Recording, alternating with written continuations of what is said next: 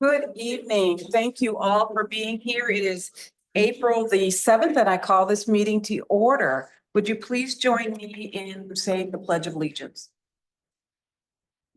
I pledge allegiance to the flag of the United States of America and to the republic for which it stands, one nation, under God, indivisible, with liberty and justice for all. Thank you so much. Clark, will you call the roll, please? I will. Trustee Mohica. Trustee Lyman. Here. Trustee Cascarella. Trustee Bowen. Present. Treasurer Fedor. Here. Clerk Clark is present. Supervisor Brewer. Present. You have quorum. Thank you. May we have a motion to excuse trustee Mohica, who isn't feeling well, and trustee Cascarella is on her way. She's coming. Is there a motion? So moved. Thank you. It's been so moved Support. and it's been supported. Any discussion? All in favor, please say aye. Aye. Any opposed? That motion passes. Thank you.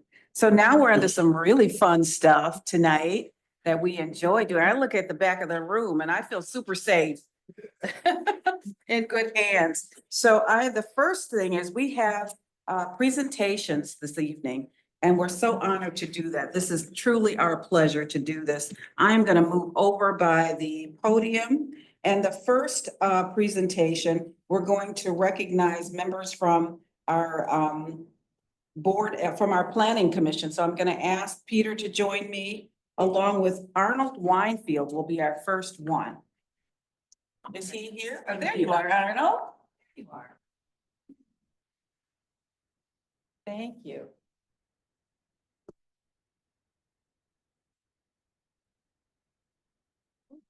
Here, let's see.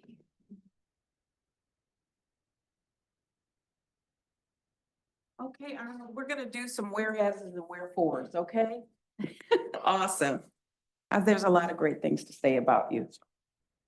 Arnold Weinfeld, thank you. Okay, whereas Arnold Weinfeld on March 31st, 2025 successfully completed his third term on the Delta Township Planning Commission after having faithfully served township residents and businesses since 2016. And whereas Arnold and his wife Colleen have been an integral part of Delta Township and Waverly community, first constructing a home in 2000 with their 2 children, and 20 years later, constructing a second new home within the township. And whereas Arnold's service and devotion to the Township and Planning Commission has proven to be a great benefit to Delta Township and its residents. Arnold began serving as the Planning Commissioner in 2016 and dedicated 9 years to the commission, earning nominations from his peers to serve as secretary and vice chair of the Planning Commission. And whereas Arnold approached his responsibilities with diligence, thoroughly reviewing and analyzing agenda items before meetings, and was always prepared with insightful and tough questions. Arnold also fostered meaningful discussions and made well-informed decisions that considered all perspectives.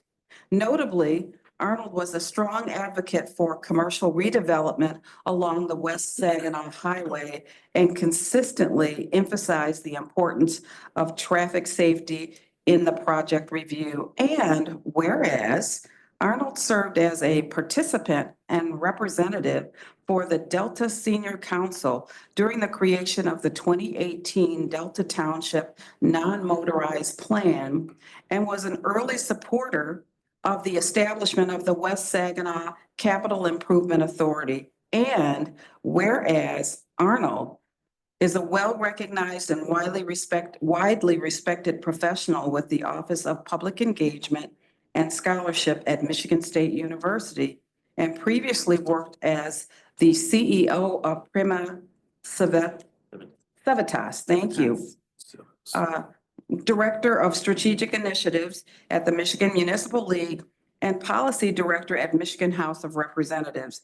And whereas Arnold has shown outstanding leadership and dedication through his career, serving on numerous boards, including the Waverly Board of Education.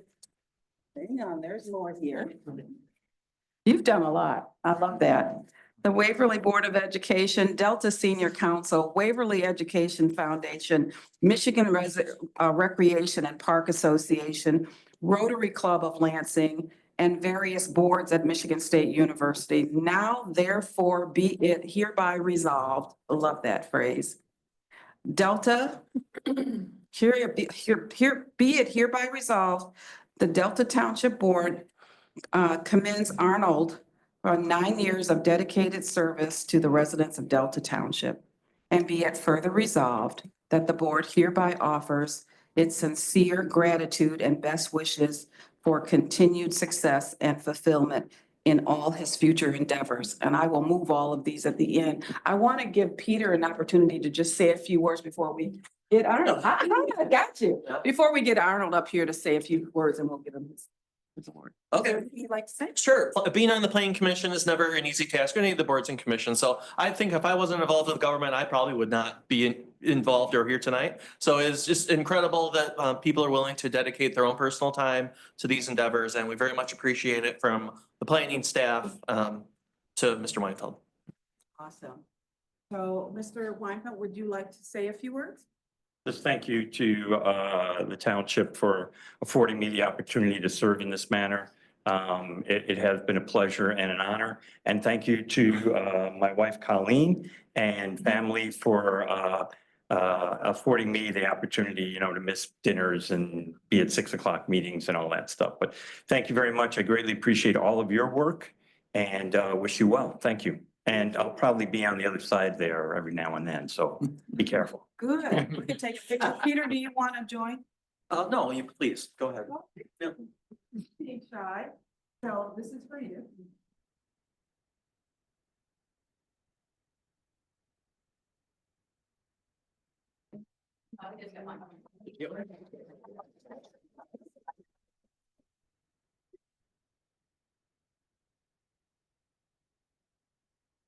Okay, we have one more here for Peter's Planning Commission.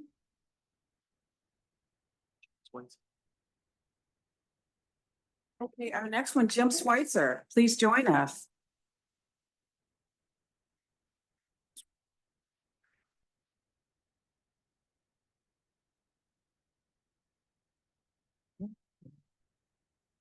Okay, whereas Jim Schweitzer retired from the Delta Township Planning Commission on March the 31st, 2025, after having faithfully served the residents and businesses of Delta Township for 26 years as the longest serving planning commissioner in memory. And whereas Jim has been an integral part of the Delta Township community, having resided here for 27 years, 10 months, and 15 days, to be precise.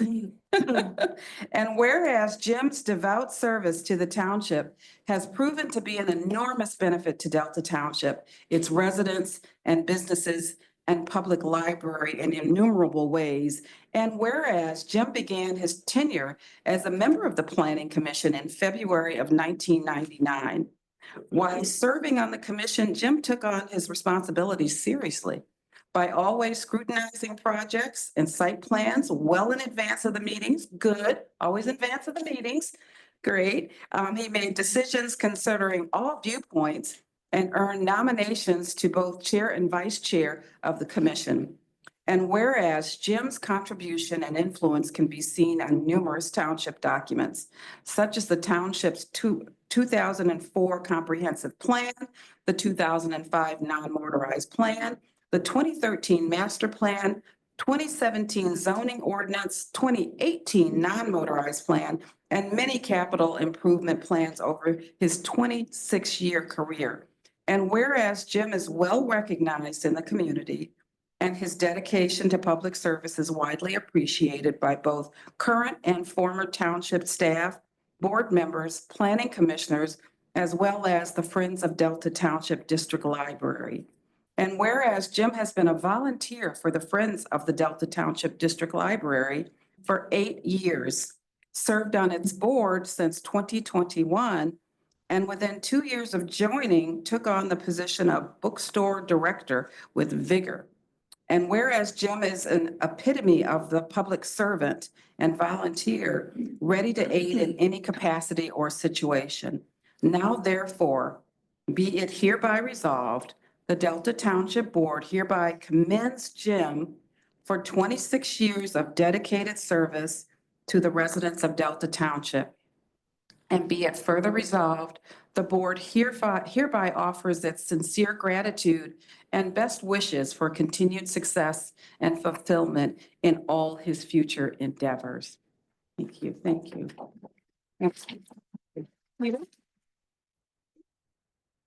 All right, so would you like to say a few words, everyone? Well, one thing I want to add is the fact that with the bookstore, we've got a BOGO sale going on this week. Buy one, get one free. All members still tomorrow, but the general public will be able to avail themselves of it Wednesday through Saturday. Awesome, still working. Promoting the library. Will you come on up and? Supervisor Brewer, Yes. I'd like to add that somehow it was missed in there. Jim has been an election worker and precinct chair for over 20 years. Oh, my goodness. That's worth it.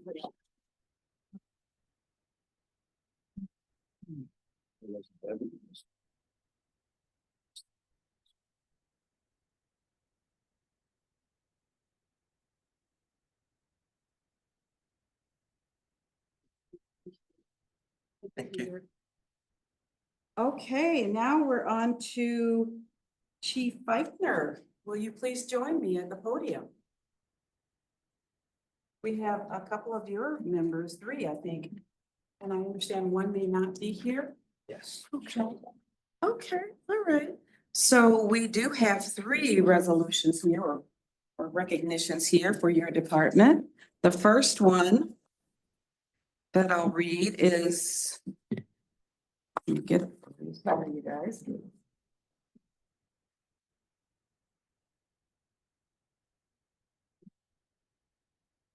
The first one is for Rochelle Shelley Feldposh. And she is unable to be here tonight, but we're going to talk about her anyway. That's what we do. All right, whereas Rochelle Shelley Feldposh began her tenure as a firefighter paramedic on March 19th, 2007, and was promoted with distinction to engineer on October 22nd, 2021. And whereas Shelley diligently served the Grand Ledge community before finally being convinced to make the jump to Delta Township in 2000, where she has been an invaluable member of the department. And whereas Engineer Feldposh has demonstrated exceptional dedication and expertise by assisting in numerous fire and EMS calls, where her exceptional patient care and service-oriented approach were respected throughout the broader EMS community. And whereas Shelley has been a beacon of knowledge and mentorship to new paramedics. She has been a senior advisor to leadership and a pillar to the community she has cared for. And whereas Shelley's exceptional patient care has led to innumerable successful patient recoveries. Her attention to details and gentle demeanor ensured that each and every person in her care was special and in that moment. And whereas Shelley has been a trusted confidant, friend, and mentor to many members of the Delta Township Fire Department, both retired and currently employed, fostering a supportive and collaborative environment. And whereas throughout her time at Delta, Shelley served in additional roles outside of her professional titles, including head party planner. I like that, okay. Station mom, love that, and friend to all, for which she is valued and loved. Now therefore be it resolved that the Delta Township Board hereby commends the dedicated 18 years of service to Rochelle Shelley Feldposh to the residents of Delta Township. And be it further resolved that the board hereby congratulates Shelley on her retirement and sincerely offers the best wishes and continued success and fulfillment in her future endeavors. And we do have a resolution for her. And I don't know if you want to take that or, okay, we'll give that, to you do you want to take pictures or something? Okay. Here.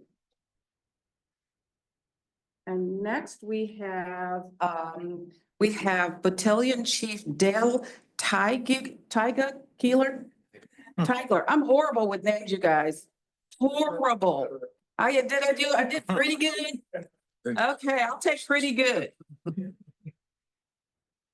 All right, Dale, thank you. Thank you for coming in. Yeah. Pleasure to meet you. Okay, let's see here. Whereas Dale Tigler, good, got it that time, began his tenure as a part-time firefighter on June 29, 1999, before moving to a full-time firefighter paramedic on November 24th, 1999. He was promoted to engineer on February 22nd, 2010, and on December 21st, 2016, due to his hard work and commitment, he was promoted to lieutenant. On May 5th, 2019, Dell was promoted to the rank of captain, and on January 8th, 2023, was promoted to battalion chief. And whereas throughout his career, Dale has provided exemplary leadership and expertise to his shift and the department with extraordinary professionalism and providing compassionate care to our community.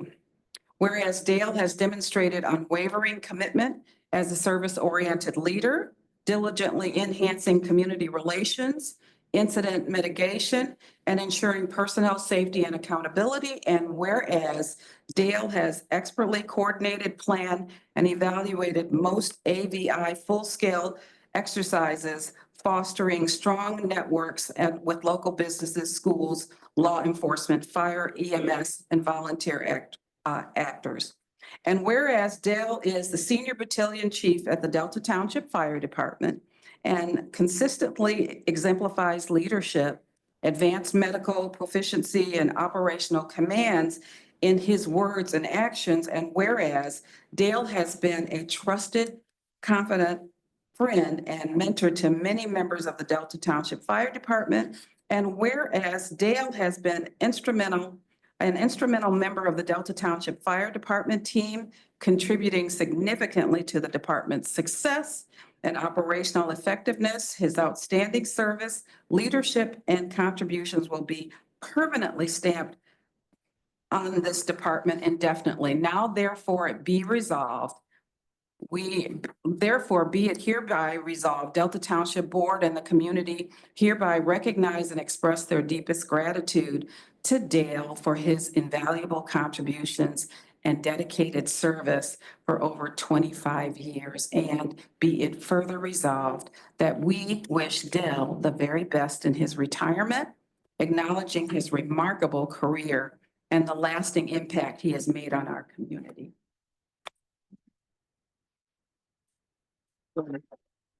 Chief, would you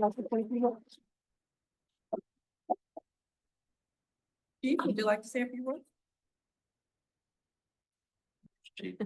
Oh, yeah, that's chief over here. We're coming to you. You first. I'll use the rule of the three Bs: be funny, be brief, and be gone. I've only been here about 5.5 months, and in that 5.5 months, I can already sense that Dell's leaving us, his retirement is a huge loss for the department. But as it said in the proclamation, his impact is indelible across the department. All the work that he's done and all the people that he's trained with and mentored over the years is clearly evident in the membership and clearly the respect, the amount of people that showed up here for you today. So on behalf of the men and women of the fire department, thank you, Chief.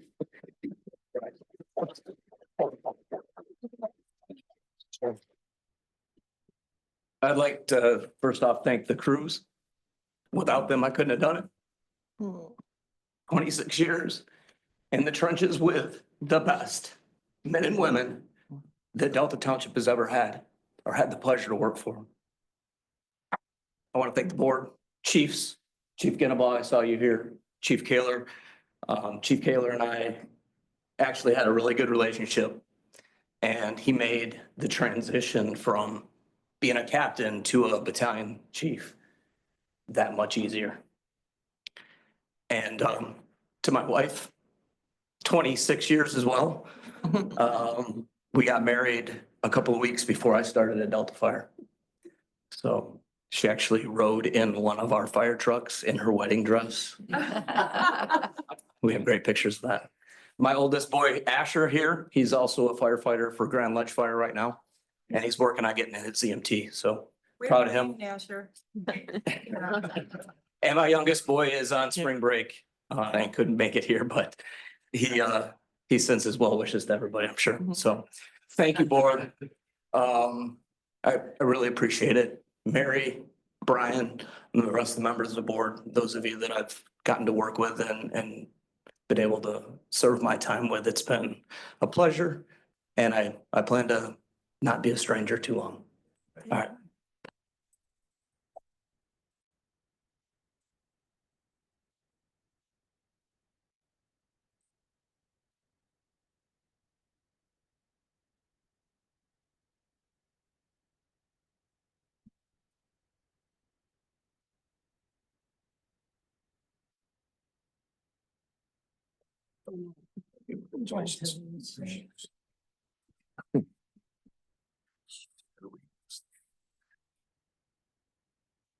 Thank you. We've had a lot of great recognition tonight. Great people that have served our township. And this last one is a very special one as well. And this is for Preston Miller. Is Preston here in the room? Come on up, Preston.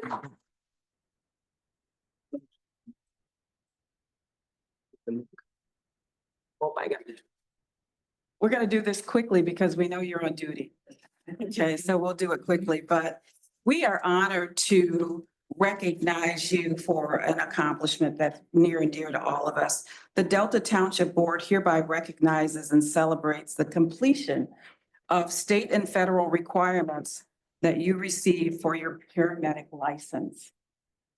We thank you for your commitment and service to the residents of Delta Township. So we have this beautiful certificate for you that we wanted to give you. So we just want to say thank you. If you want to say a few words, you can. Take your mic moment. I just want to say thanks to everybody that came out here tonight to recognize not only me, but everybody else that has such great accomplishments here.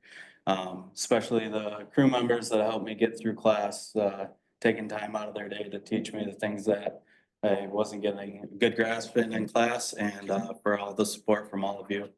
And especially my fiance, who helped me through a lot of hard times, getting through a rigorous class with a new baby at home. So all the credit goes to her, really. Oh, that's beautiful. Thank you.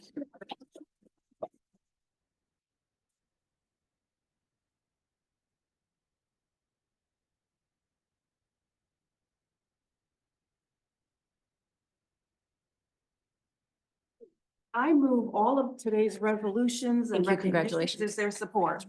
Support. It has been moved and supported. Any discussion?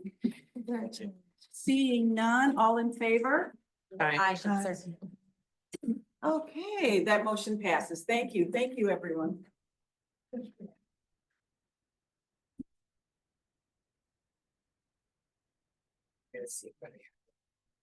We are now at the point of a motion to approve the agenda. Is there a motion? So moved. Thank you, trustee Cascarella. Is there support? Support. Support has been moved and supported. Is there any discussion? Not hearing any discussion. All in favor? Aye. Any opposed? That motion passes. We are now on to our public hearings, and we have 3 of them tonight. So I am going to open up the first public hearing, which is for the New Covenant Christian School noise waiver. Manager Reed, would you like to tell us about this one?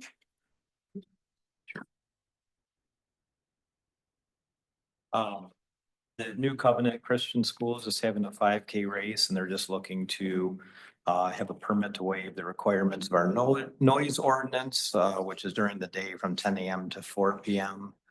For music, entertainment, and an event announcer. Any questions about? Is there anybody that has any comments?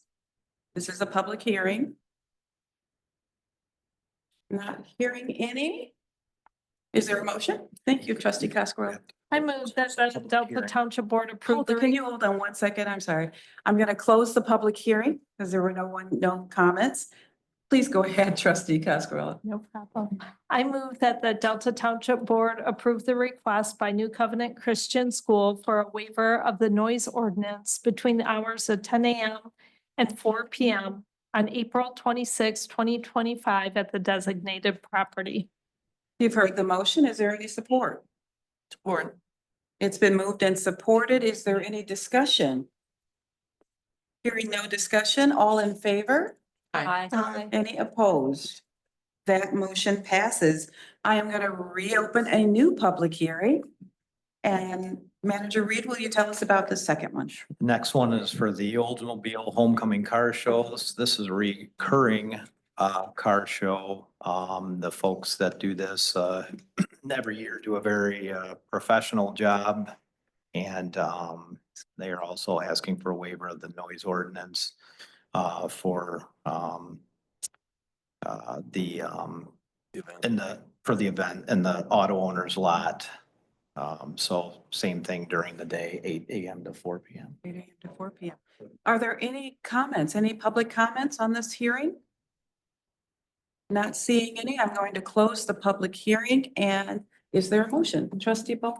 I move that the Delta Township Board approve the request by the Oldsmobile Homecoming Car Show for a waiver of the noise ordinance between the hours of 8 a.m. and 4 p.m. on June 14th, 2025 at the designated property. Is there support? Support. Thank you. It has been moved and supported. Is there any discussion? Seeing none, all in favor? Aye. Any opposed?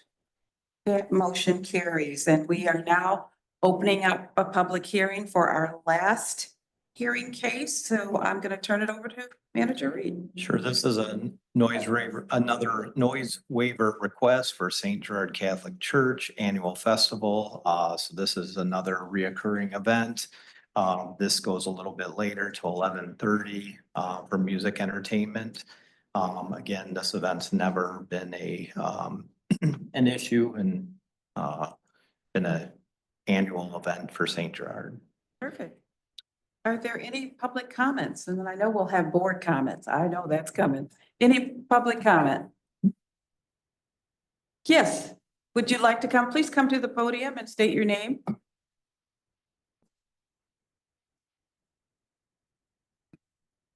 Good afternoon. Thanks for having me here today. I've been here a year ago. I think I spoke to you guys.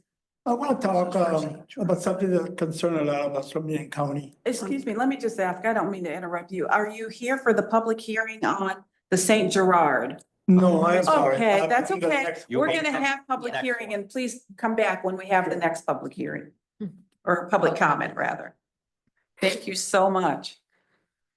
Not seeing any more movement in the room, I'm going to close the public hearing and we'll accept a motion.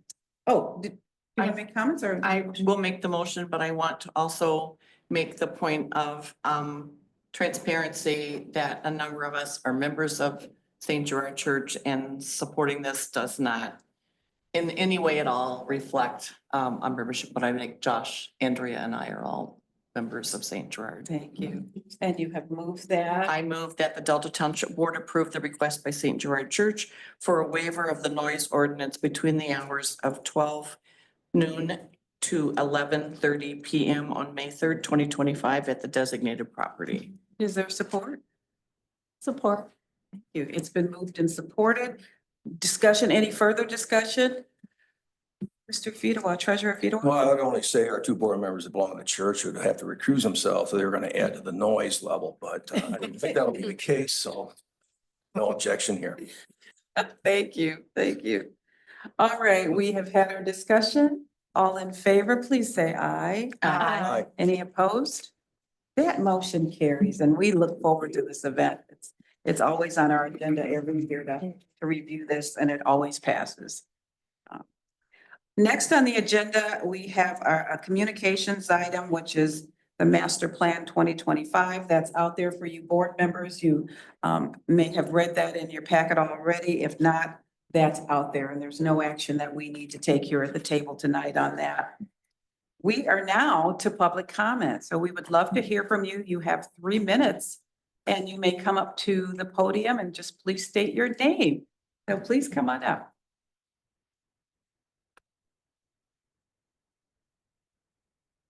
Once again, thank you for having me here today. My name is Alfonso Salas. I live on 1026 Lafayette Lane here in Eaton County. And I'm a business owner. I own Lansing Athletics. I've been in business for 42 years. And the reason why I'm here today is because I want to share something with my colleagues and people that are here.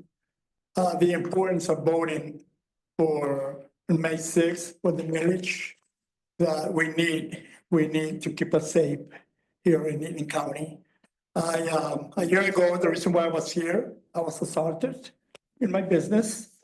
I was sent to the hospital with a concussion, and luckily it was no worse than that. The individual that assaulted me just got sentenced last week for 2.5 years to 15 years for what he did to me and to others on another occasion. I feel that I need to share this, because if this happened to me, it could happen to any one of us. It doesn't necessarily have to be a store owner like me, but it could be in a residence. It could be in the streets. And as we have noticed, it's getting worse and worse. And we need our officers to help us keep us safe. That day, the reason why I survived is because the quickness of the Eaton County Sheriff and the support of customers that seen it. When the sheriffs got there, they were able to apprehend the individual that attacked me. All because I was trying to prevent him from stealing from my business. So I hope that you think about this. We need more officers, not 10, not less. If this doesn't pass, right now we have officers that patrol the Lansing Mall on their vehicles. They used to patrol it by hand and by foot. They go like once a day and walk a couple of minutes inside the mall, and the individuals will see that. People see that. When they see that there's officers working in the mall, they're not gonna try something like they did that day to me, because they stopped patrolling inside the mall, but they were doing the outside, and that's why that individual got caught. If this doesn't pass, a lot of these officers are gonna get laid off. They're gonna reduce the workforce. And you know that, that's what's gonna happen. We need this millage to pass to keep us all safe. Not only my customers, my employees, myself, but the people that live in Eaton County. Thank you so much. I'm sorry, but So your thank time you. is up. Thank you so much. Thank you for listening to me, and My I hope pleasure. we all do the right thing. Thank you. Any other public comment?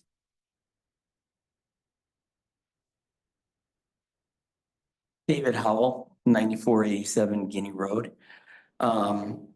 First of all, before I get to the thrust of my public comment, I just wanted to say it's really good to see the face of the millages, that we pay for with our taxes. So, in terms of the public safety and the paramedics and the Delta Patrol building, when we see, the firefighters and the sheriff's deputies and whatnot here, it puts a face to something that's otherwise pretty nebulous.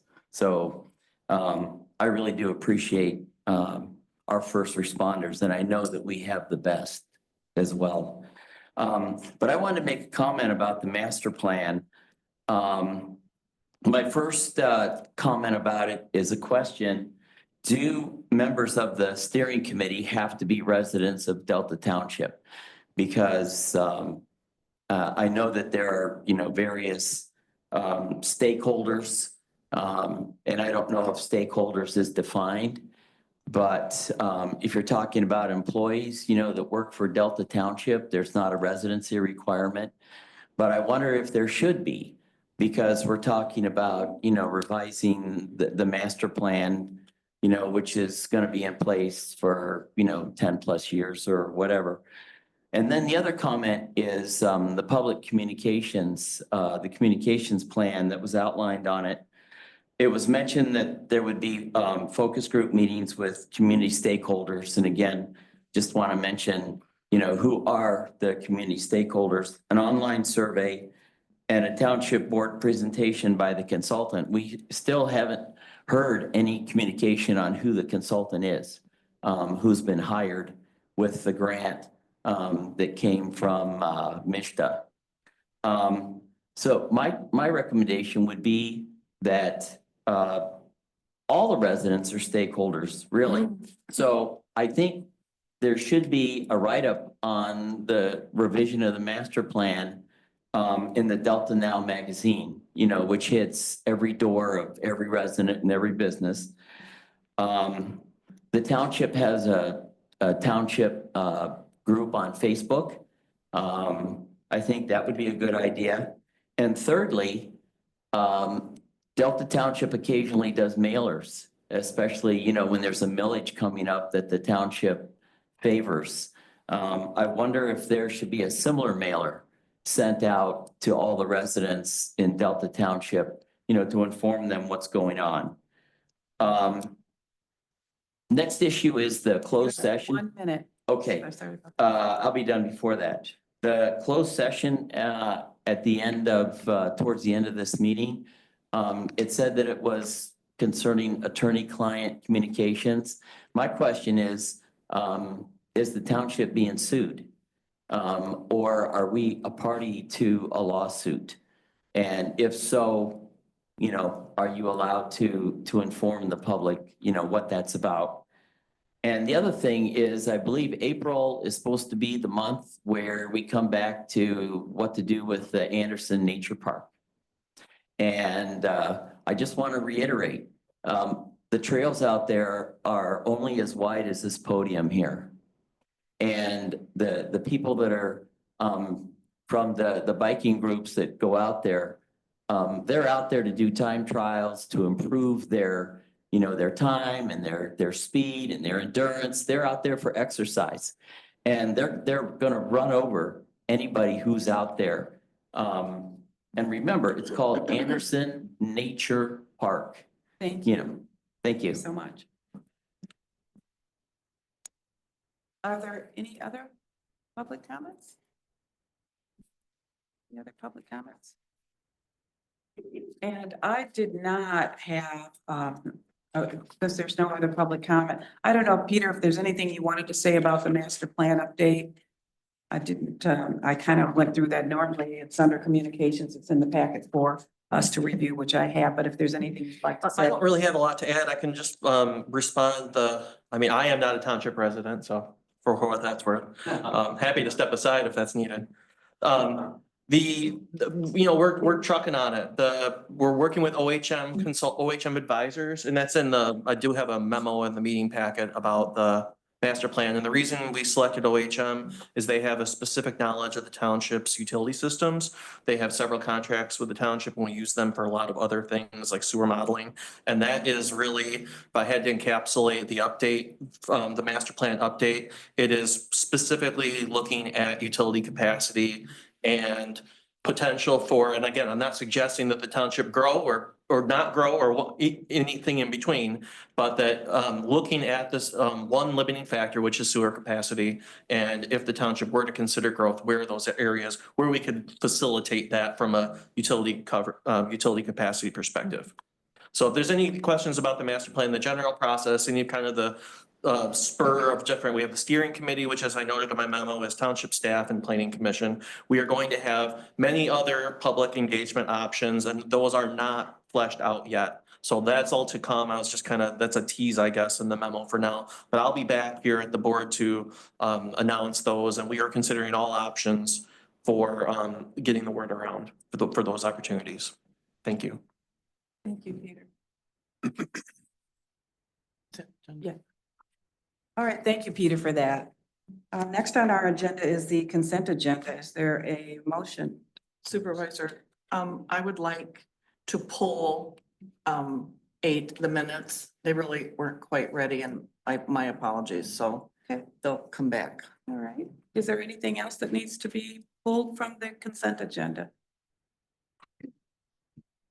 Oh, trustee Costello. No, I was just gonna move to approve do. the consent agenda as amended. Support. It's been moved and supported. We will now have a roll call by Clerk Clark. Trustee Cascarella, Yes. Clerk Clark is yes, Treasurer Fedor, Yes. Supervisor Brewer, Yes. Trustee Mohica, Trustee Lyman, Yes. Trustee Bowen. Yes. Motion carries. All right, thank you so much. We are now to items that were removed from the consent agenda. Is there anything we need to do? Nothing at No, this time? Oh, it's cool. coming back. All righty, we shall move on down to new items of business. And our first is a request for purchase approval for G2 Fire Station Alerting System. Is there a motion or do we need to have more information presented to us before we move? If not, is there a motion? Trustee Bowen? I move that the Delta Township Board authorize the township manager to waive the formal bidding process and sign all documents associated with the purchase of the G2 Fire Station Alerting System for a total cost of $270,613.64. Thank you. Is there support? Support. It's been moved and supported. Is there any discussion? Hearing no discussion, all in favor? Aye. Aye. Those opposed? That motion passes. We are now under number 18, special land use permit extension request for 302 South Waverly Road. Peter, I know you'd want to come up and talk to us about that one. Just a quick introduction to the project. You've seen this in a couple different forms over the last couple of years. But what's in front of you tonight is specifically an extension of the special land use permit approval period. So the board has the right to to grant one-year extension. So this project was originally approved in February of 2023. So it has since expired and we've been working with the applicant to keep the approval period live. So this would extend it for another year into February of 2026. What year? 2025. It'll be a year, another year to get, what ultimately they have to get is site plan review approval. The applicant has not yet applied for that, but they are working very diligently towards that. And we talk pretty frequently about the items that need to come together for that to happen. So there is a motion in your packet that would grant the one-year extension for the SLUP approval. Clerk Clark? I move that the Delta Township Board approve a one-year extension of the special land use permit approval for the establishment of a child care center at 302 South Waverly Road. Support. It has been moved and supported. Is there any discussion? No discussion. All in favor? Any opposed? That motion passes and I'm thrilled that we're able to do that. I know Mrs. Sims is working very hard on that property to bring about great things in the township. And she was our awardee for last year's Community Award as Business of the Year. So I'm glad that we will continue to work with her. We are now on number 19. And Peter is still here for that. I don't know if there's anything up front. Do you want to save it or do we before we? Whatever you need. I'm just here to help with this item. All right, we will entertain a motion unless there's discussion. I have a question before, I think. Can we move the motion and then have it during discussion of the motion, or do you want that right now? Possibly withdraw the motion after we get some clarification though. Okay, so Peter, will you tell us a little bit about what this is? Absolutely. So there's a memo in your meeting packet from me about the liquor license of a transfer and a conversion. So you see liquor license requests in a couple different ways. You know, we don't have any quota licenses available, but we've most recently worked with the CIA board and through the township board established these DDA development district license. This is not one of the development district license. This is KPOT, which is down in West Saginaw, has applied to both transfer what's called a resort or original 550 resort license from another county, which is permissible for these resort licenses. Typically, you'd see licenses only transfer within one county. However, this is a little bit different. It's allowed to transfer anywhere within the state. So we have the approval of the transfer of the license to Eaton County from Oscoda County, and then also the conversion of that license from, right now it's being used as a B hotel license to a Class C license. So that is also possible. These resort licenses are very flexible, and they're, if you're able to get one, that you can transfer them and convert them to a couple different types, as I get some more detail in my memo. But so ultimately, you're making a recommendation on the application. The application still goes to the Michigan Liquor Control Commission for approval. And then ultimately, K-Pot, if they're able to get approval, the state would be able to serve beer, wine, what do they call them? Mixed spirit drink products and spirits at the restaurant. Treasurer Fedowa. Yeah, thank you, Peter. You had answered part of it, and that's the Oscoda County actually approved the transfer, right? Well, they will have to, yeah. They have not done that yet. No, I think it's just Delta has to approve the transfer in, and then the state has to approve the license itself. Okay. Which is standard for them to do. That's the way I understand for these resort So licenses. or Oscoda County then will lose one of these licenses. Well, I think the business that owns a license, it just happens to be It's operating in transfer, is Oscoda what you're County. saying. Okay. Correct.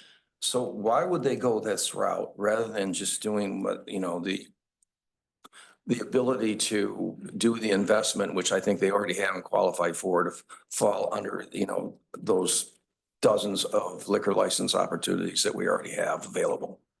Where'd Johnny go? Oh, the applicant's consultant is here. I'm gonna try to answer before he gets up here so he can have a seat.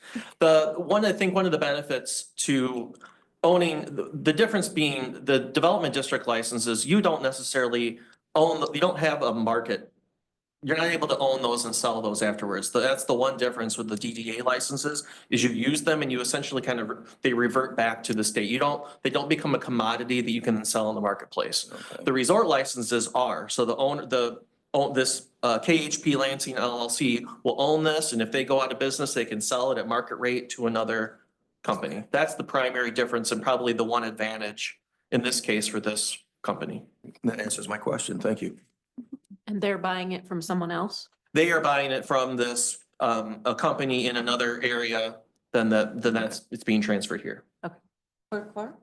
I move that the Delta Township Board recommend approval of the transfer and conversion of a resort liquor license from a B hotel to a Class C for KHP Lansing LLC for use at the K-Pot Korean Barbecue and Hot Pot Restaurant located at 5924 West Saginaw Highway, and authorize the township clerk to sign the required local government approval form LLC 10106. I'll support that. Thank you. It's been moved and supported. Any further discussion? All in favor? Aye. Any opposed? That motion passes. Thank you, Thank you. Peter. I'm just glad to see that site I move know. closer to being a restaurant. Pretty cool. All right, we are now under number 20, and this is Sharp Park Playground. Is there a motion or do you need more information? Okay. I'll make a motion. I move that the Delta Township Board accepts the bid from Play Environments Design for the Sharp Park Playground in the amount of $427,420.80 and authorize the township manager to sign contracts authorizing forms. Has been moved. Is there support? Support. It's been moved and supported. Any discussion? Hearing none, all in favor? Aye. Any opposed? That motion passes as well. We are now on to 21, making our way through this. Fireworks permit and agreements. Is there a motion for this or do we need information? I'll make a motion, but I have a question. Okay. We move that the request for fireworks display on July 3rd, 2025 for $34,650 with an agreed upon rain date in 2025 by Parks and Recreation Cemeteries Commission be granted, subject to acceptable weather conditions and on-site inspections on the day of display by the fire chief or his designee. Further, that the township manager be authorized to sign the attached permit and agreement with Night Magic Displays. Let me get support and then we'll go into discussion. Is there support? Support. Thank you. That's been moved and supported. Any discussion? Yes, Clerk Clark. I think Oh. Dennis's hand went up first. Treasurer Fedowa? Yeah, I'm reading that the fireworks display costs $34,650 and $30,000 allocated to township's budget. Commission is working to secure donations toward the event. I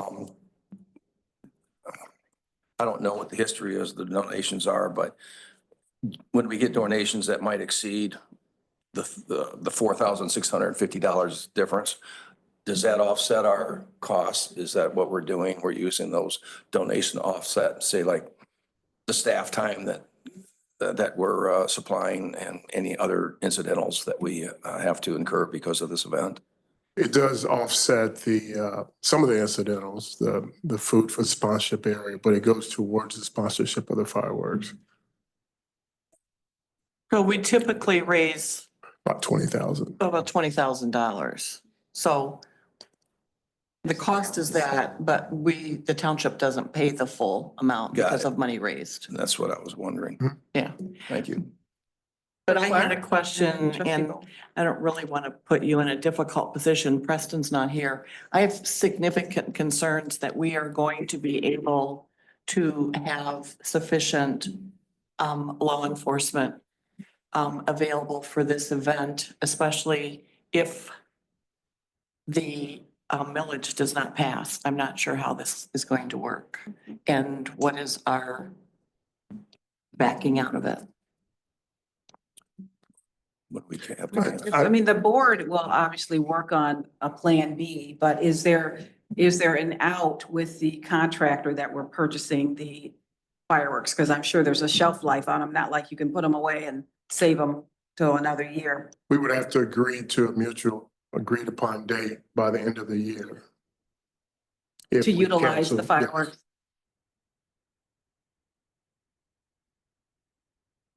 It's something That we was, may have to ponder. I have had some conversations with Preston as well as throughout the township, because unfortunately, we can't wait until May to make a decision. I That's why we're understand. here tonight.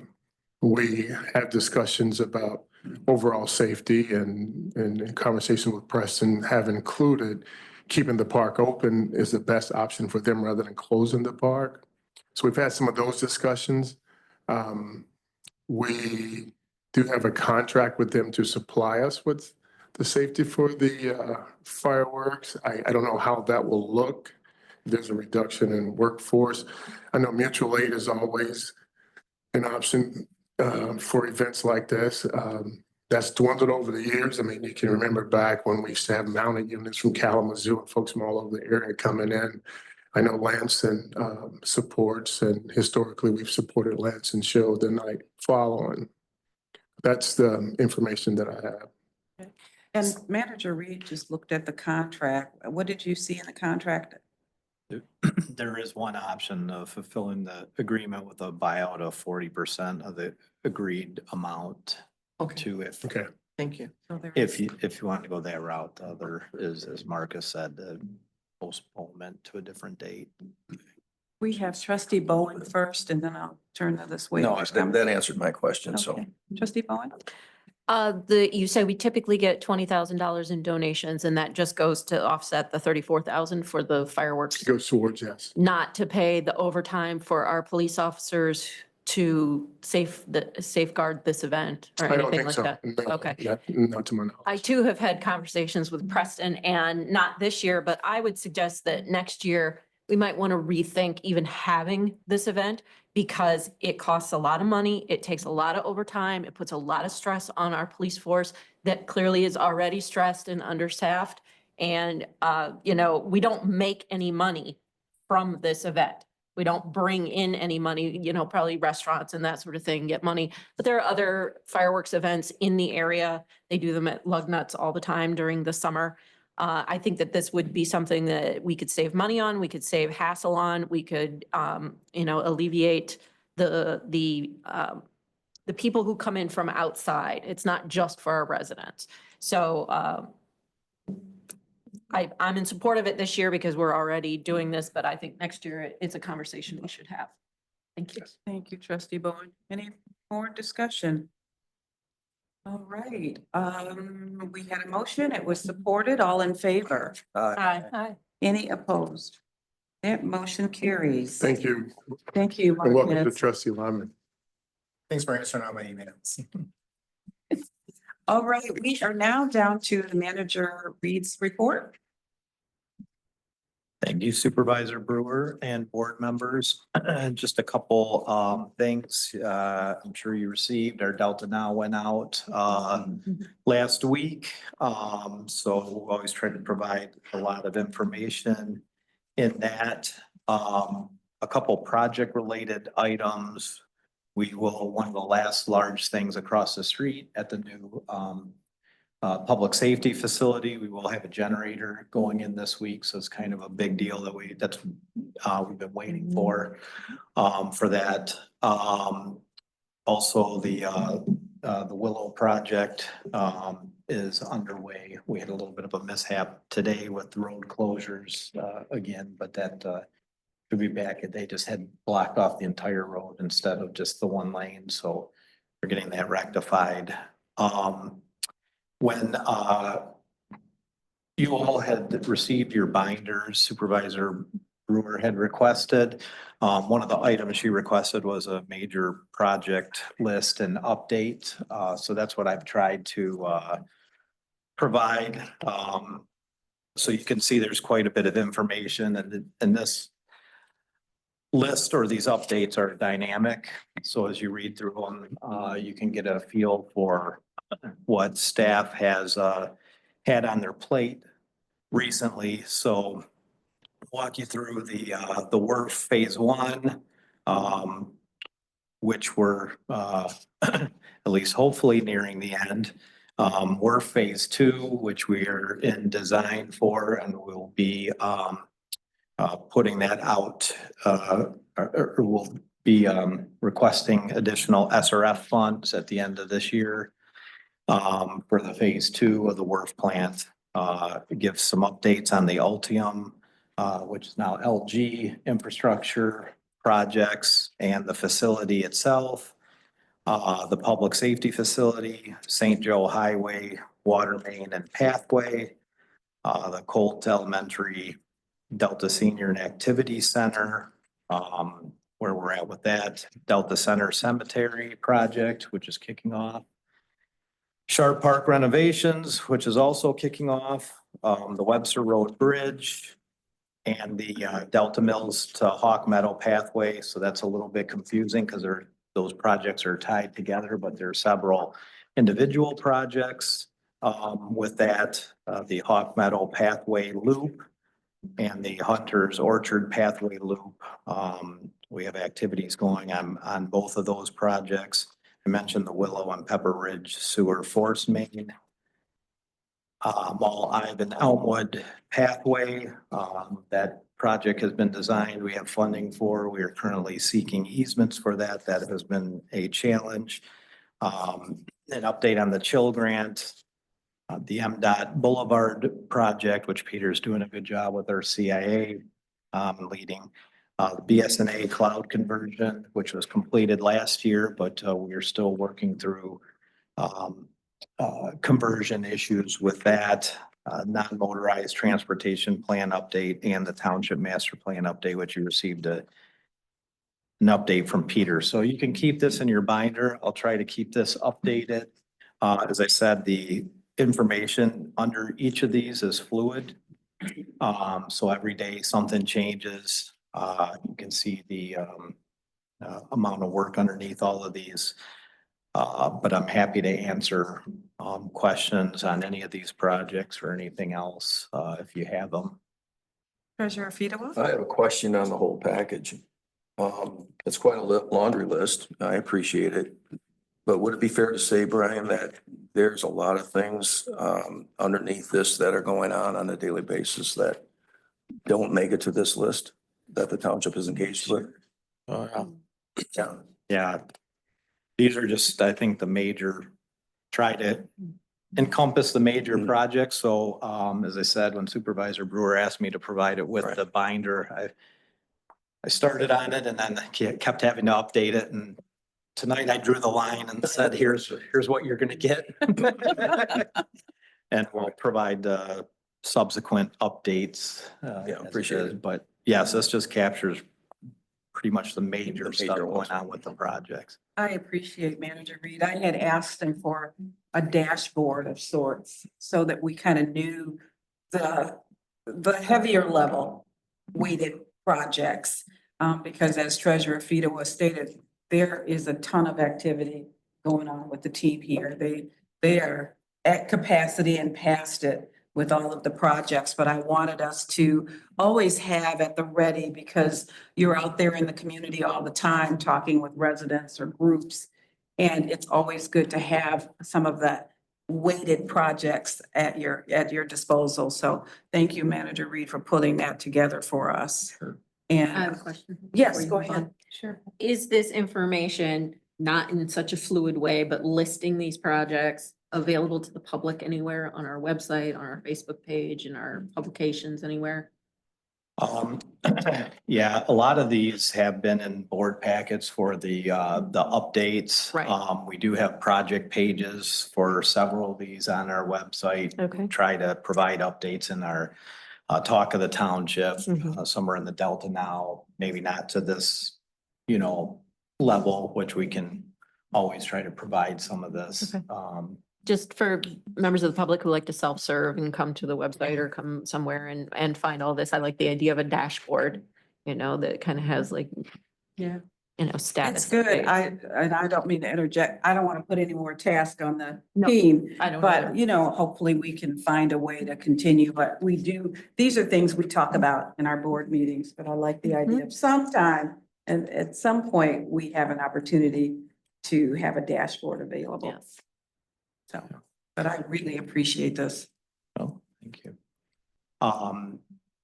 Just lastly, if I could just make a comment too, I guess for, when you've been somewhere for 10 years, you enjoy working with certain employees. So, having, Shelley, engineer Feldwash retire, was a, great employee and really enjoyed, working with her. And then, but as Chief mentioned, Battalion Chief Tigler will be a huge loss. And I just want to recount a story when we tragically lost one of our employees a year and a half ago or so, or 2 years ago now.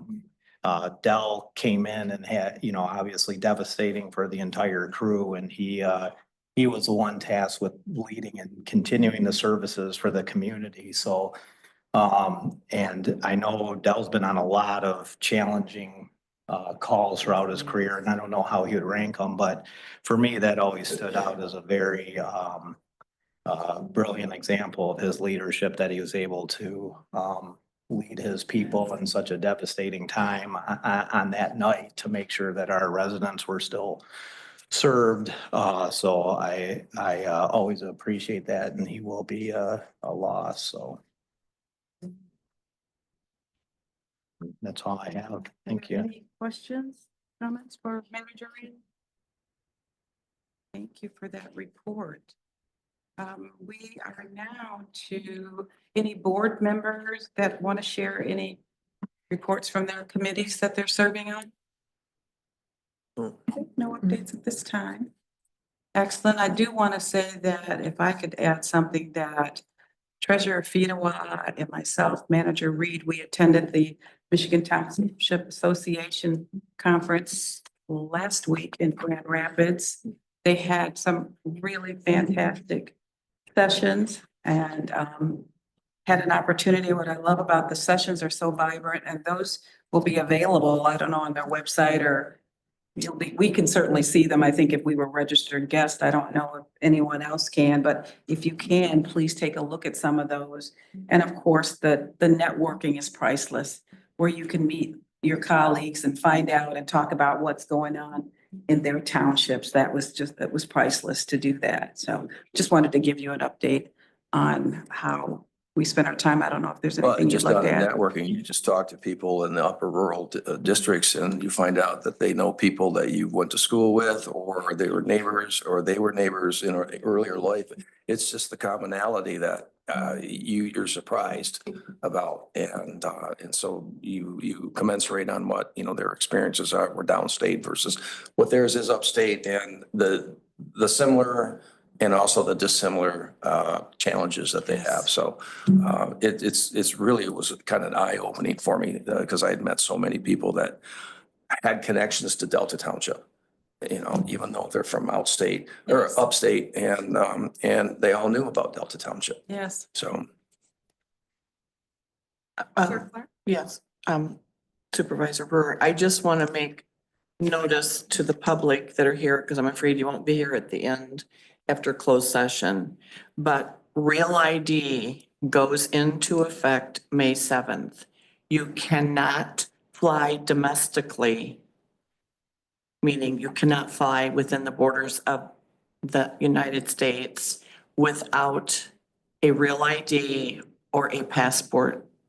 So that is, and people are scrambling now because it would cost you a lot of money to get a passport at this stage, this close to the date. But you're kind of, if you don't have it, don't make any plans to fly anywhere until you get it. I'll just say that for you. Yeah, and that date was extended because it It's was. been extended a number of times. It was actually passed in 2005. The original implementation date was to occur just before COVID hit, and it has been pushed forward until now, and Homeland Security is locked in now on the May 7th date. Thank you. Mhm. All right, we are now to Committee of a Whole, and we're going to have a presentation by the Fire Department.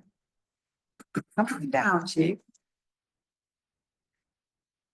I love these annual reports, so look forward to this.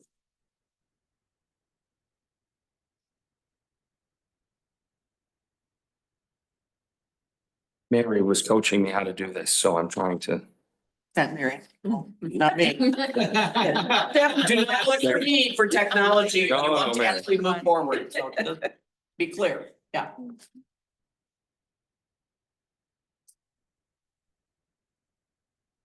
That's my screen sharing is paused. Should be able to. Try that again. Go ahead and try to reshare.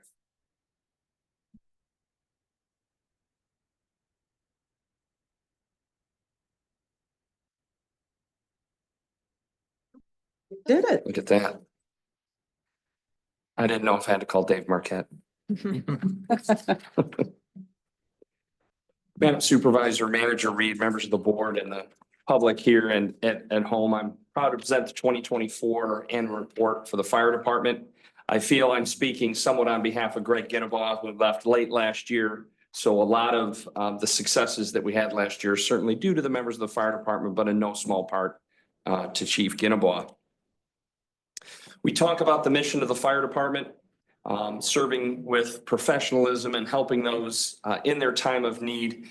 We commit ourselves every day to do this. And one of the most humbling things I get to do as the fire chief is to lead the men and women of the fire department who are out there doing these things, standing up when most people are running out, they're running in. It's truly humbling. And I would say on behalf of myself, Chief Kaler, and the rest of the administrative staff, we still wish we were on the truck, but they're getting that done every day. We're going to talk about the operations division. We're going to talk about a little bit of fire prevention, some of our training, some of our accomplishments, and what we're going to be working on this year in 2025. Starting with the fire and EMS division, you can see that by far the most amount of calls we go on are our EMS, our rescue. You'll see in a minute as the percentages break down. We have a lot of, you see on there, the second most type of call is good intent calls. This could be a lift assist. This could be, we still do rescue animals out of storm drains and things like that. So it could be a call like that. If we break all those things down into percentages, we see that about 76% of our calls are EMS related. This follows what we see around the state and around the nation as far as fire and EMS delivery. A lot of fire departments years ago started rebranding themselves from fire departments to fire and rescue to focus on that is indeed what we spend a lot of our time on. That's not to say we didn't have a lot of fires. We had 166 of them last year, more than most, but certainly not as many as some of the larger municipalities in the state. For those of you that know me even a little bit, you know I'm a numbers nerd. I teach statistics. I love that stuff. I'm that guy. I'm all left-brained. So I like the numbers because as I have conversations with Manager Reed and Assistant Manager LaPierre, what happens is I like the numbers because they make the decisions for us, right? It helps us weigh our emotional decisions with what the data says. So as we get into the numbers, we get these numbers right from Eaton County Dispatch. The county dispatch is the one that tone alerts and notifies us of all of our emergencies. And what you see on the left half of the screen is that we are by far the busiest fire department in the county, meaning in this particular case, these are just fire calls for service. So car accidents, fires, those sorts of things. That's just the fire pieces. So 40% of the calls, and if we were to add in Grand Ledge, our neighbors, we're more than half of everything that goes on in the county happens in the far east corner of the county. On the right-hand side, you will see that we are again by far the busiest EMS department. Some people say, well, what about Eaton area EMS? Eaton area EMS not only responds to 911 calls, but they also help their community by taking people from an elderly care facility to a doctor's appointment and so forth. And those numbers are counted in there. We don't do that. So if we were to eliminate some of what we call those interfacility transfers, we are far and again, by far the busiest EMS agency in the county as well. By the way, because again, I like the numbers and I like providing where my research comes from, all of these numbers were available in the Eaton County Dispatch annual report. They send us monthly reports and they send us yearly reports. And as I'm trying to create these reports, we were talking with one of the dispatch supervisors, and they said, you know, we have those charts in ours. And I'm like, cut and paste. So there they are. This slide, there it is, shows our increase from 23 to 24 as far as what Eaton County, and again, we are reporting as far as our run numbers.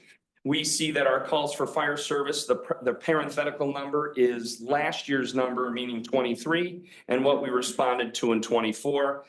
You can also see that our total calls for service around 9,223. We went up about 9 to 9,800 year over year for that.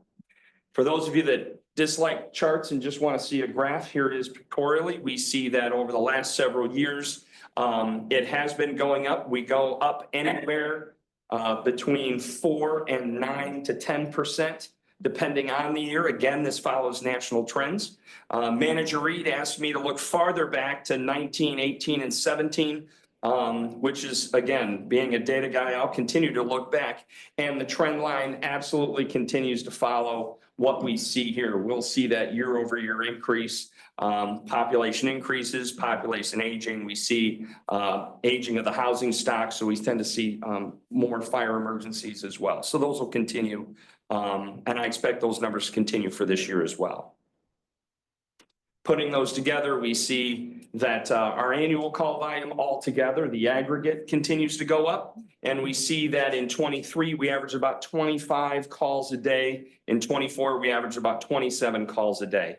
What this means is if we were to look at it day over day, some days, a couple weekends ago, again, I was speaking with Manager Reed in one of our weekly meetings. We had almost 40 calls on one day, but then the next day, we might only have, it sounds like a little, we might only have 20, but you know, that is still a ton of calls, especially when you're only talking a few ambulances and a few engines out of 3 stations. The crews are definitely busy. Another question we usually get is, do we have a busiest month? The answer is yes. December is the busiest month, but barely. You can see we're fairly steady across the month, anyway from the from the mid 700s up to the low 900s. Month over month, we're about the same.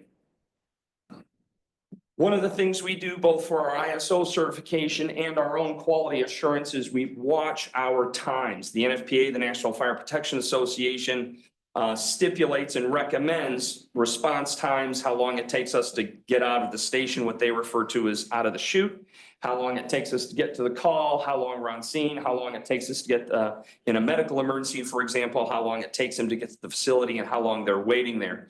So what you see is dispatch is averaging, so we don't have control over that, but from the time the call is taken to the time dispatch notifies us is about 1 minute and 56 seconds, which is just about where their standard says they have to be, about 90 seconds to get that tone out. We're looking at trying to get that lowered, which is one of the reasons why, and thank you, by the way, earlier this evening, you voted for that station alerting system. That will take our notification time down to seconds. As soon as the call is taken, it's logged, the system will automatically dispatch us. One of the things that everybody around the state and the country is watching, but we're watching in our area as well, is the average time that we're spending at facilities with our patients. Because we have 2 major hospitals in the area, and we do take patients to other facilities, sometimes due to just the amount of ambulance traffic that's going into Sparrow and going into McLaren, they just don't have the bandwidth or the capacity to receive that patient. So sometimes our crews will take a patient to the hospital and they will have to sit there in the emergency room with the patient on our cot, continuing to treat them in the facility until they can get a bed and be seen by ER staff. That averages 35 minutes, as you can see. What that means is sometimes it's a lot longer, and it's not uncommon for us to have wait times at the hospital towards an hour and even past that. Yes, ma'am. Yeah, on that point, just curious, Chief, if, we've got the new emergency center that's opening, does that create an option and more beds to transport individuals to, or does it have to go to a full, do those individuals have to go to a full hospital? So that's a great question. Our medical care is driven around the state by our medical control authority, and we have 3 counties that run our med control. Those doctors are how we're able to practice medicine. To wit, they have 3 levels of emergency care: level 1 center, Sparrow, level 2, level 3, and so on. Freestanding ERs like the new McLaren facility will be a level 3, which means anything more than maybe a stitch or 2 or not feeling well can't go there. So that may relieve some of the call volume. I can just maybe load my family member and go. Unfortunately, our protocols, if you fall in, you're feeling a little dizzy, you're going to need a CAT scan, an X-ray, neurology consult, all those sorts of things. So you're going to have to go to a level 1. So it might pick off a couple of those. But in my head, I think some of that's going to be counterbalanced when Bass Pro Shops open up and all these other businesses that Peter's working very hard to bring to the community. Mm-hmm. But we'll see. We'll see what happens. Thank you. Yes, ma'am. These are our top 15 busiest addresses. This is another question we typically get. Where are you going most of the time? And what we see on this list, just to kind of give you some feeling for them, most of these addresses are elderly care facilities. Very few, 2, I'm looking at the address, 2 are residences. All the other ones are businesses. About 9 to 10 of the 15 are elderly care facilities, which certainly makes sense with their clientele. Yes, ma'am. And do those mostly need tier 1 Yes. hospital help? Yes, ma'am.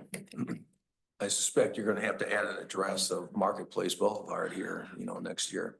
It will be interesting, both for your question and your question as well, when we revisit this next year to see absolutely what happened. Yeah. What a great facility we toured, by the way. Yeah, it was great. On Marketplace, this beautiful facility. It is. We were just talking about this. You can see by far, most of our patients go to Sparrow, Maine. It's nice that it's so close. Years ago in another life, when I worked for the Farmington Hills Fire Department, Botsford Hospital, this is now was bought by Beaumont, is now Corwell, was in our town, and it looks similar. If you have a resource that's close, this is what you're likely to see. But But again, McLaren, and as McLaren continues to spin up different services at their hospital, we could see that pie getting bigger as well. Chief, do the patients get to select which hospital they prefer to go to? Very few. And the reason why is our protocols, which again, we operate our paramedic licenses under the doctor's license, our med control doctor. And what the protocol says, if you're having chest pain, you have to go to the closest facility that has primary cardiac intervention. It's a PCI facility. You have to go to the closest one. And sometimes we have to have these conversations on scene with the patient saying, we don't have a choice. And we have to spend a lot of time. This is when you're down on a knee trying to talk to them saying, you need to be seen right now. Like right now, there's no, my doctor here, my doctor there. You need to go to an emergency room and be seen urgently. Chest pain, difficulty breathing, heart attacks, strokes, traumas, those sorts of things. You may want to, and we will try, but if within our protocols, we're not able to do that, we can't. Okay. I don't think I talked about this one. Where did it go? I'm ahead of it. Okay, so my computer's like about a slide behind. I'm just gonna keep looking up here. So where again do we go for most of our incidents that we get, that 911 gets called to? As you can see, by far, it's residential. Next would be healthcare, and then outside property, fields, ball games, those sorts of things you see there. We see that by far, by exceptionally far, most of those 166 fires we had last year were either private dwellings, they were vehicle fires, or they were fires in apartments. So what you see, if you do some quick math here, 5, 6, 7, 8, almost 100 of the 166 fires we had were at apartments, cars, and residential homes. Again, this is why we continue, I'll talk about that in a minute, we continue to push smoke alarms in people's homes. We can provide these for free through a grant that the state is managing. All they have to do is call and we will come out, install smoke detectors in their home. But we'll get to smoke detectors more in a minute. This next slide shows us really when we're busy. If we look at the slides, and the darker the color means the time of the day. So if you see the days of the week, what nerds like me call the y-axis, and you have the x-axis across the bottom, those are times a day. And again, following national trends, state trends, we see that our busiest times of the day tend to be between 6 and 7 in the morning and 8 o'clock at night. That doesn't mean they're not going out at night at all. Clearly they are, but our chunk of our calls are really coming out there in the middle of the day. Questions on calls? Yes, sir. Yeah, Chief, the category of the calls then, I don't know if you did a deeper dive on this. So if it's in the middle of the night, is it going to be an auto catching fire, or is it going to be a residence that's caught fire, for example? So if my impression is it's houses at night, cars during the day, but I can certainly run that data and get that to you. Our software is powerful enough to do that. Yeah, I would think it would be interesting to see Sure. what category of type of call you're doing on those times. All right. I didn't bring a pen with me, but I know it's recorded and I'm looking at Chief Kaler because he'll remind me, but I can run that data and provide that to you. It's a great data point. Yeah, I love thank that. you. That's a Thank great you. question.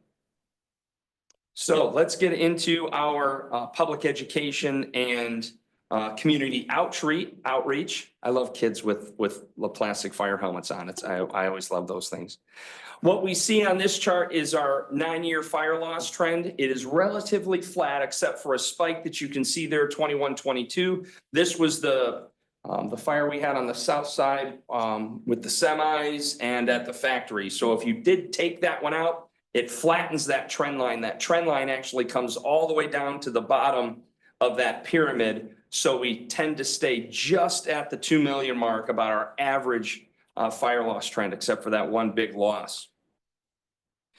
We do all sorts of community outreach programs at these apartments, at the schools. We do our own fire investigations. If we need arson investigation, we are members of the Metro Fire Investigation Team. We've used the Michigan State Police to help us out with those. But we continue to do programs and also incorporate people like the U of M Burn Camp and bring the burn center people here to help us do some training. A lot of these folks also come out to help us during our open house, which is always a great community outreach.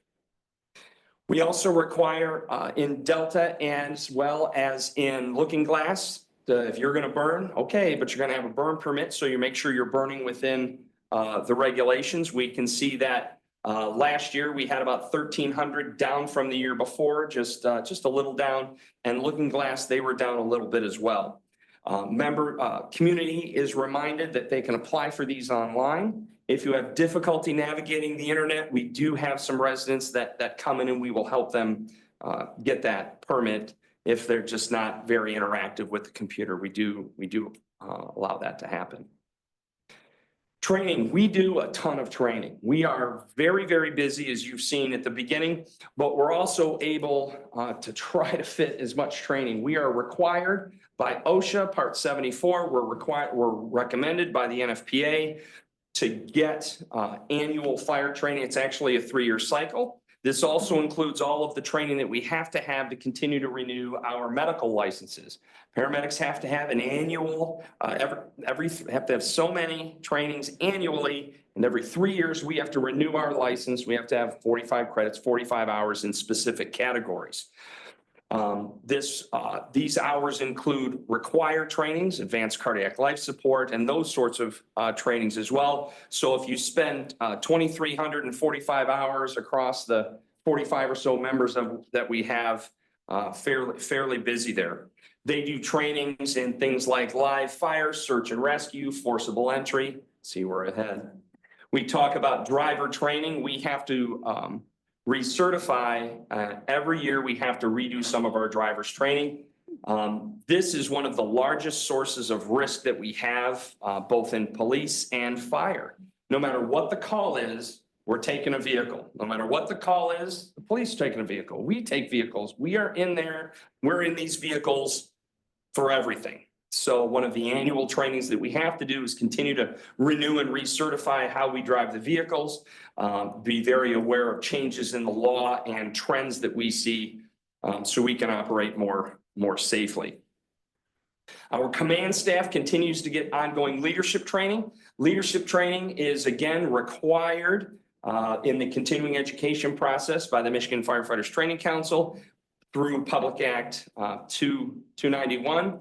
And they have to have some of these courses as well. These courses also help us as we're working on ISO recertification. We do this training with all of our community partners. We help Grand Ledge. Grand Ledge helps us, Lansing Township, back and forth. We're in a mutual aid kind of world because all of us are so busy.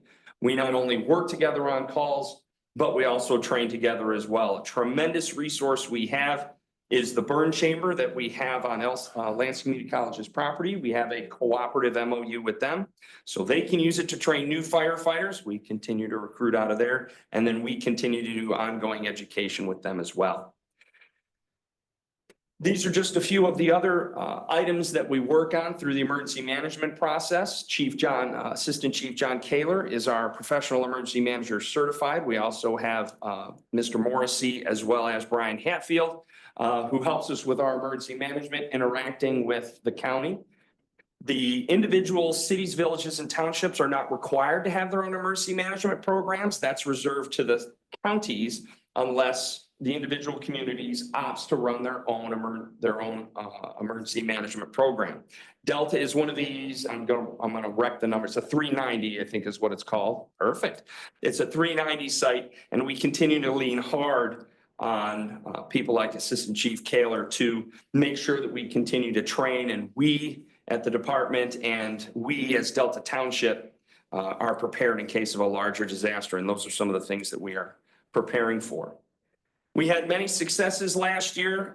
We did get, it'll change, there it is, new engine 413. We did get, I don't know if Chief Ginnebaugh retiring is a success. I've known Greg a very, very long time. It was good to see him here for the recognitions today, but certainly a success that he was able to bring his career to a successful conclusion. I guess the jury's still out if hiring the new chief's a success. I guess we'll figure that out.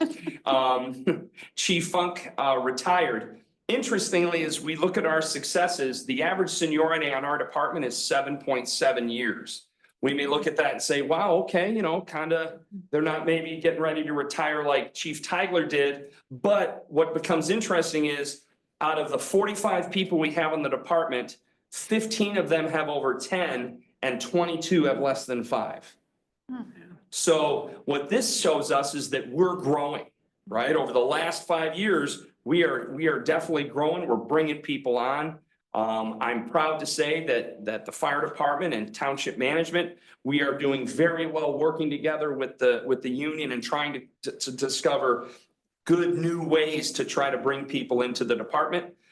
We can publish ads and commercials and all that stuff, but if there's one thing that continues to be proven both in fire and police, I keep saying police because he's in the back. I'm including him in the discussion. And that is our members tend to be our best recruiters. Yes. If we think it's a great place to work, if we think Delta is a great place to work, we're going to tell, hey, it's time to come work for Delta Township. And clearly that's working as well. We see our water rescue, the new engine there, and of course, Chief Kaler with retiring BC Funk. Again, just a list of some of the successes. We did have some promotions. Kelby and Chief Lane were now promoted to battalion chief. Captain Reeder, Schmendinghoff, they were promoted to captain. Somebody in the back had said, well, are you going to talk about Nick Obrist? No, because he was promoted to chief this year, so we'll talk about him again next year. So that's all we're going to hear about Chief Obrist. We promoted Mr. England to engineer, and you can see a whole bunch of those new hires. Again, the jury's still out on that third one there in the right-hand column, but we'll see how that goes. Our future goals is, first and foremost, again, I told you I was a data nerd. We need to work on data sharing.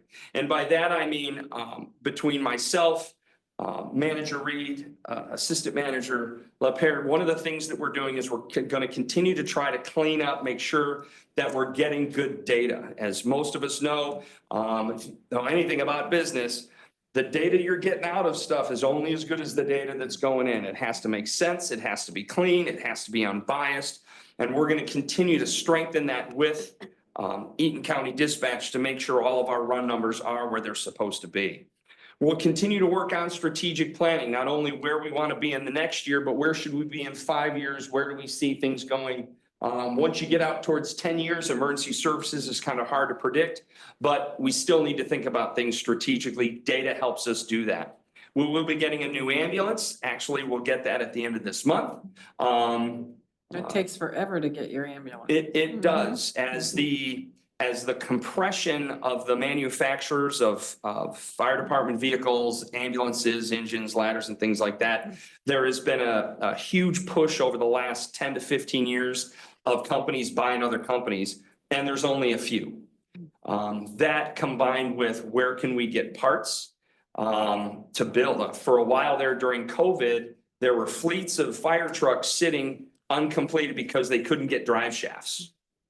So it takes anywhere from 2 to 4 years to get any sort of fire apparatus built, ambulance or otherwise. So the ambulance that we're getting at the end of this month was ordered years ago based upon an apparatus improvement plan.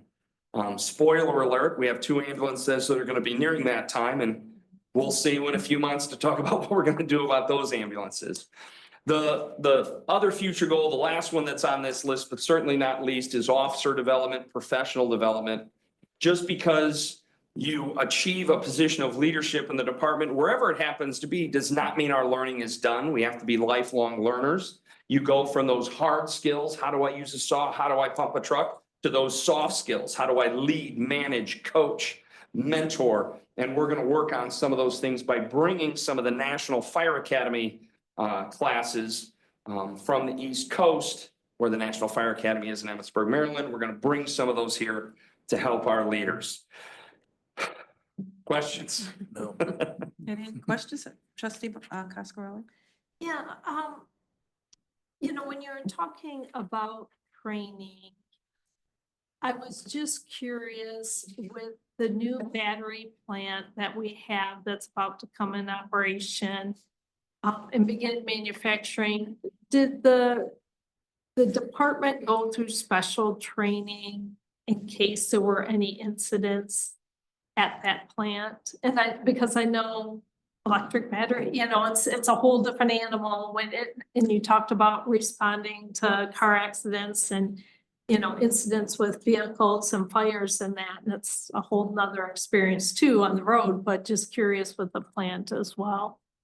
So what happened over the last year was the training division, Captain Hatfield, reached out and the fire department did get some training on how to handle battery fires, let them go, not let them go, what do you do? We also, as the board did, toured the plant, got a lot of good safety information there. I think ours, I'm going to use the expression again, ours may have been a little bit more nerdy than a usual tour, but we got a lot of information. A former fire chief that both Chief Kaler and I now runs the battery safety program for GM. This is a free service that GM provides. We are bringing them in for training this year. They'll bring all their props and things like that. We'll certainly let you know. They'll have car cutaways and things like that. I've had it. It's a great class, but we'll be doing that as an addition this year as well. It's a great question. Thank you. I know you said you have regular meetings with staff. Yes. Of course. But is there, and you don't have to answer right now, but I'd just like to say, think about things that the board could do to help support all of the good work that you do. If there are innovations, if there are other communities that are doing things and you think that would be great for Delta, please let us know, keep us informed, and don't just wait until the annual review. I would really like to hear from our fire department when you need things. Please. Thank you very much. Absolutely. Absolutely. Chief Feichner, we appreciate you. We appreciate your team. I think it's so commendable that earlier today and even your report, there are so many people that are being promoted.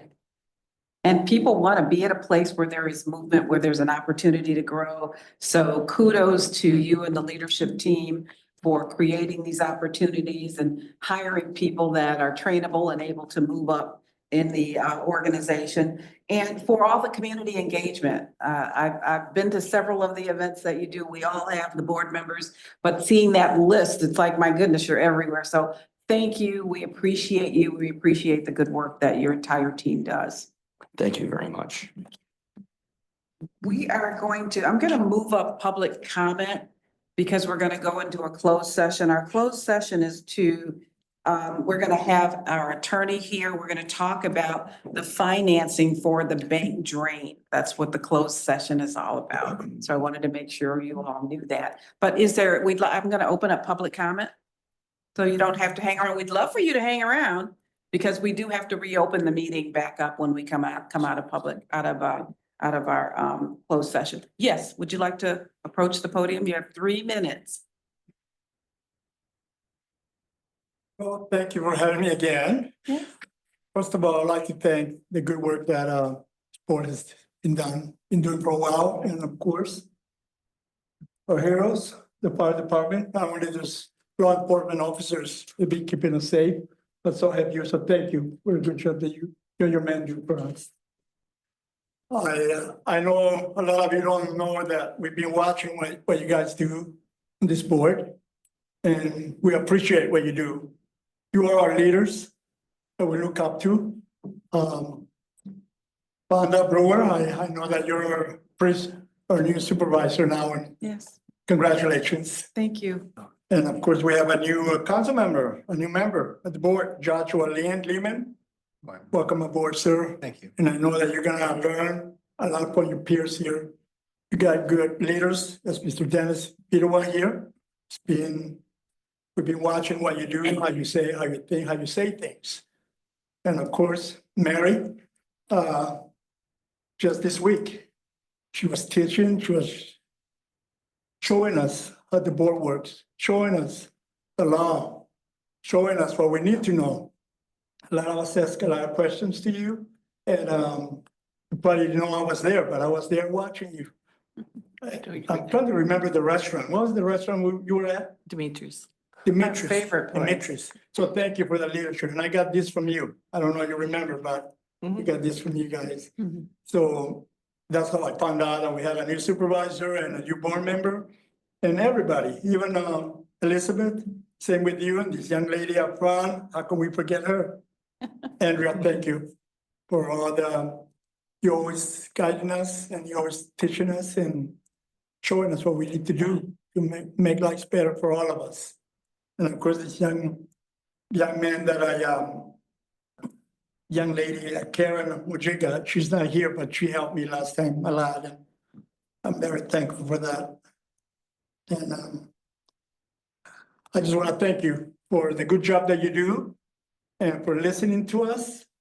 And that's how we know that you care and not only when you listen to us, but then you ask questions, how you can best help. And we appreciate that. So thank you. Thank you. And we appreciate you. You could have your business anywhere, but you've chosen to have it in Delta Township and you're in the Lansing Mall and we appreciate you. And I've shopped there. They have great t-shirts. I've had some things designed through your store. So thank you so much. I also just want to acknowledge, I know there is a gentleman that I ran into earlier today, Mr. Singleton. And he said, you know what? I'm going to come to a board meeting sometime. And I was like, great. Okay. He's like, I've never been. And I'm going to come sometime. Well, this was earlier. And then here he is. So Mr. Singleton, thank you. He's been a resident for how long? It's 1978. 1978. This is what Delta Township is all about. Is there any other public comment? And do we need a motion to go into closed session? Yes. Clerk Clark? I move that the Delta Township Board adjourn to closed session at the request of the township manager under the Open Meetings Act, Act 267 of 1976, Section 8, 1H, MCL 15.268, 1H, to consider an attorney-client privilege communication which constitutes material exempt from discussion or disclosure by state or federal statute. Thank you. Is there support? Support. There's lots of support here. All in favor? Aye. And that motion moves. We are going to go probably next door into closed session. You are welcome to stay here. We will come back because this meeting is not adjourned. So we will return back. I don't know how long it will take. I apologize. We will be back as soon as possible. Thank you.